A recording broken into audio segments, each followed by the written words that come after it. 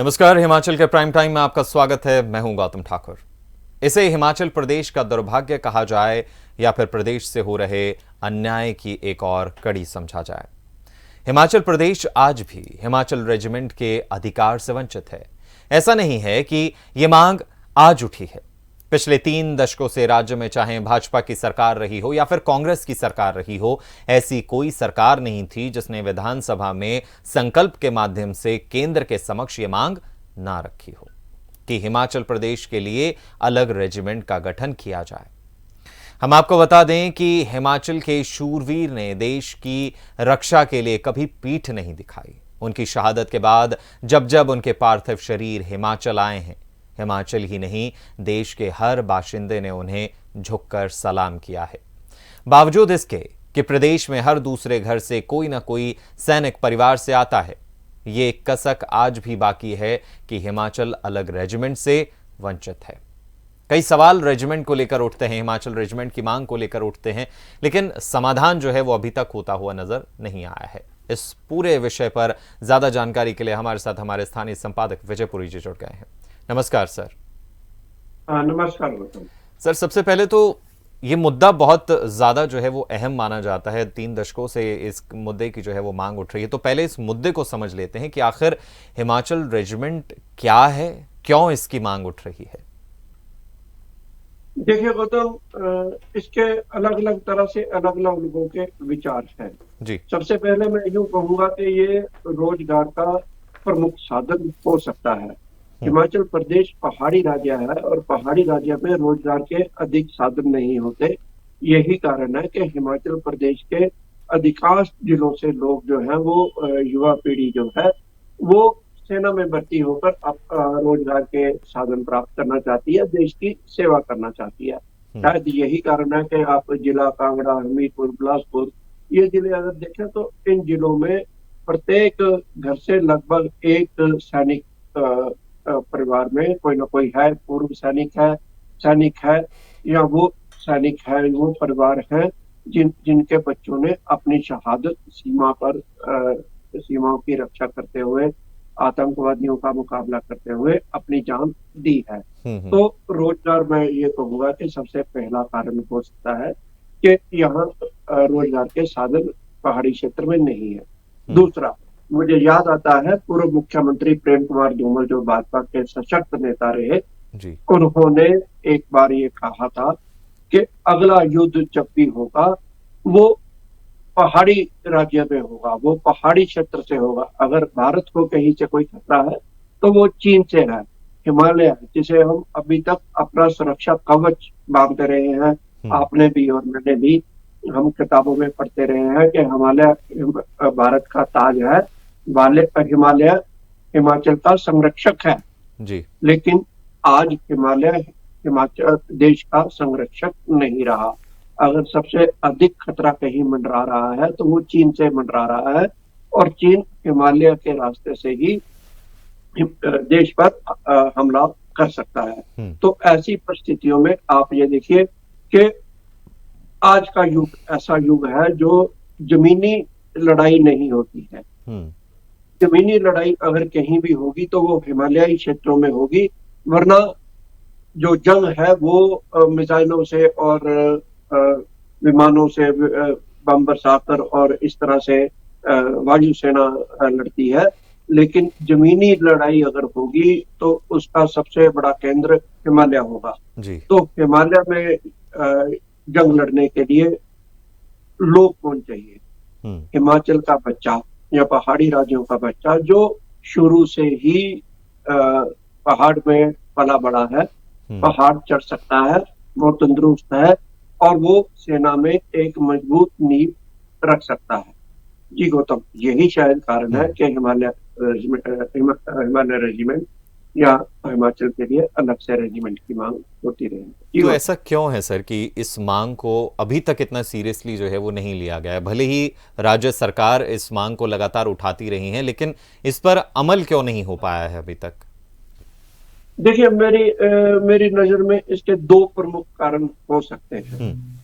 एक तो पहला कारण शायद ये हो सकता है कि हिमाचल प्रदेश जैसा छोटा पहाड़ी राज्य इसे इसके महत्व को भारत सरकार द्वारा कभी भी अ, उस दृष्टि से नहीं आंका गया है जैसा बड़े क्षेत्र, बड़े राज्य के के मांगों को भारत सरकार द्वारा देखा जाता है। जी। तो हिमाचल की मांग को शायद अनदेखा कर दिया जाता है। नंबर एक तो मुझे ऐसा ही लगता है, जी। जो हिमाचल के लोगों को भी लगता है। हम्म। दूसरा दूसरा ये है कि हिमाचल को अलग रेजिमेंट देने का अर्थ ये होगा कि आज हिमाचल अलग रेजिमेंट की मांग कर रहा है, हम्म। कल पंजाब अलग रेजिमेंट की मांग करेगा, फिर उसके बाद उत्तर प्रदेश अलग रेजिमेंट की मांग करेगा, बिहार अलग रेजिमेंट की मांग कर देगा। तो शायद रक्षा मंत्रालय को ऐसा भी लगता हो कि ये अलग अलग राज्यों से मांग उठ सकती है, तो ऐसे इसे शायद इस वजह से भी नजरअंदाज कर दिया जाता हो। हम्म। मैं यहाँ आपको ये भी बताना चाहूंगा कि हिमाचल प्रदेश का मकसद सिर्फ ये नहीं है कि हिमाचल की अलग रेजिमेंट हो। जी। हिमाचल का मकसद ये है कि हिमाचल जैसे राज्य, उसमें हम्म। आप उत्तराखंड को भी शामिल कर सकते हैं, उसमें हिमाचल भी है, उसमें जो छोटे और पहाड़ी राज्य हैं उनको शामिल करके एक अलग रेजिमेंट का गठन कर दिया जाए, ताकि वहां पर हिमाचली और पहाड़ी राज्यों को के युवाओं को रोजगार के संसाधन प्राप्त हो सके और वो देश का नाम भी रोशन कर सके, देश की सुरक्षा हम्म। करते हुए। जी गौर। लेकिन सर अभी जो मांग है वो हिमाचल रेजिमेंट की है, ना कि पहाड़ी रेजिमेंट की, जी है नहीं, ना? आपको आपको ये भी एक कहना गलत होगा कि हम्म। हिमाचल रेजिमेंट की ही मांग है सिर्फ। हम्म।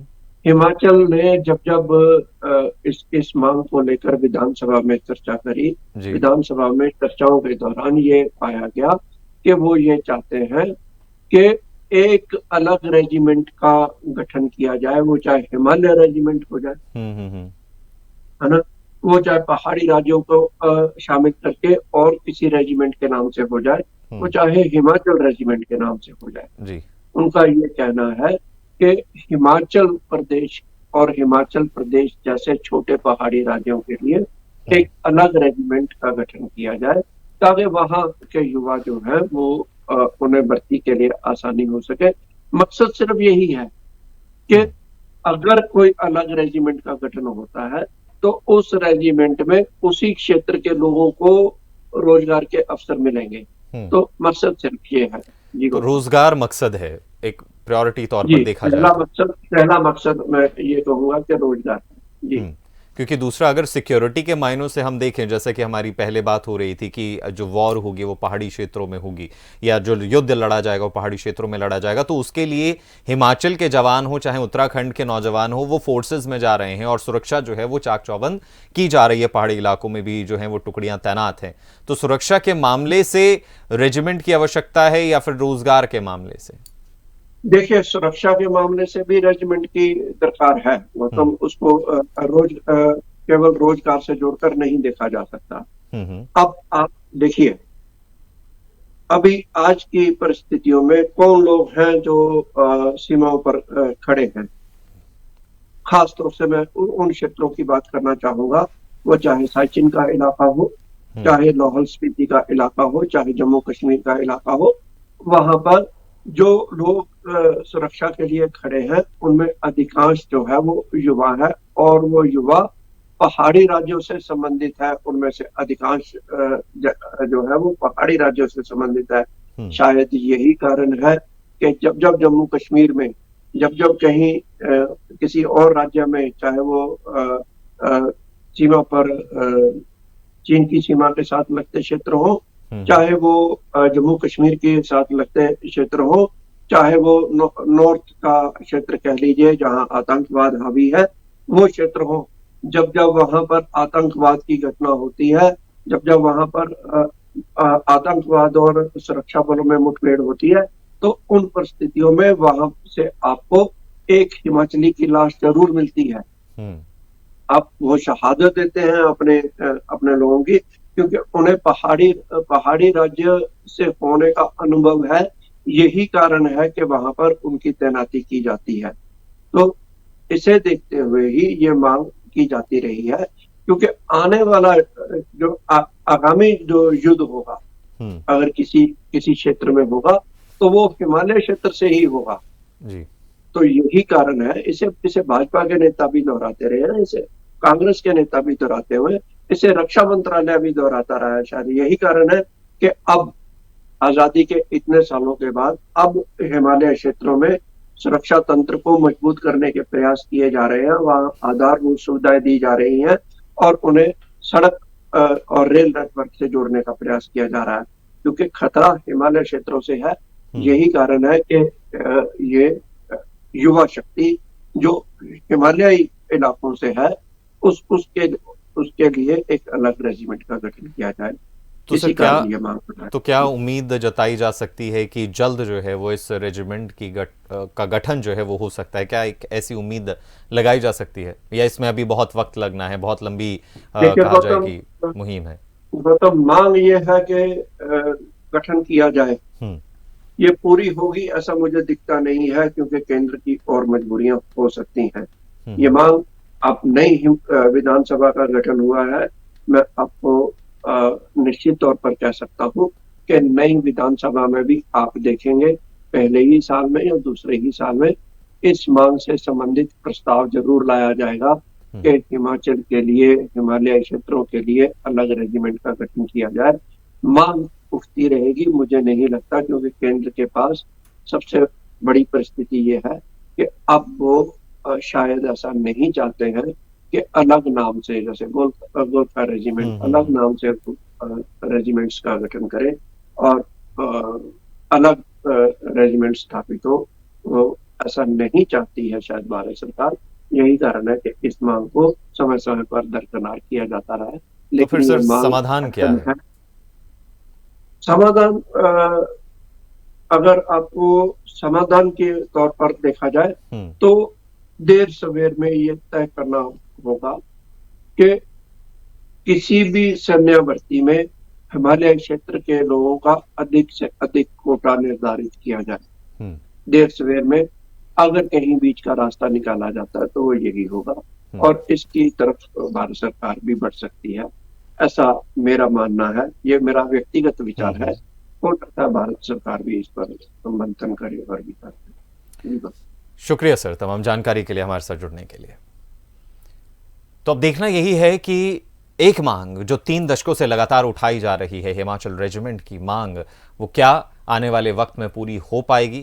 और उम्मीद ये भी जताई जा रही है कि आने वाले शायद 1 साल में या 2 साल में हिमाचल सरकार, सुक्खू सरकार एक बार फिर से जो है वो प्रस्ताव लेकर आए हिमाचल रेजिमेंट को लेकर। क्या ये मांग पूरी होगी, या फिर कोई बीच का रास्ता निकाला जाएगा जिससे कि हिमाचल की जो मांग है, हिमाचल सरकार की जो मांग है, लोगों की जो मांग है, वो भी पूरी हो और सेंटर को भी कोई इसमें प्रॉब्लम ना हो? देखना यही होगा कि इसका समाधान कहां पर और कैसे निकलता है। फिलहाल आज के हिमाचल के प्राइम टाइम में इतना ही। मुझे यानी गौतम ठाकुर को दीजिए इजाजत, और हिमाचल की खास खबरों के लिए बने रहिए हिमाचल टुडे के साथ।